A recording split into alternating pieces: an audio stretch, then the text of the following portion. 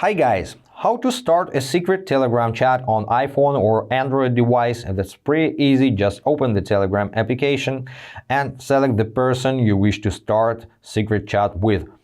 Now tap on the person's name at the top of the screen and tap on these three dots at the top right and start a secret chat. Confirm your action, waiting for this person to come online, and you can tap on the name one more time and set self-destruct timer for your messages.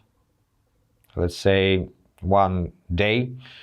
Tap on done, go back to chat. Now messages will disappear after 1 day. And keep in mind that you can start secret chats in Telegram on mobile devices only. You can do it from laptop or from Mac.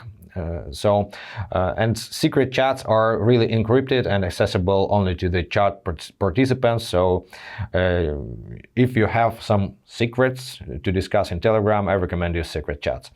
That's pretty it, guys. Hope this was helpful. Subscribe to the channel, hit the like button, and be awesome. Bye.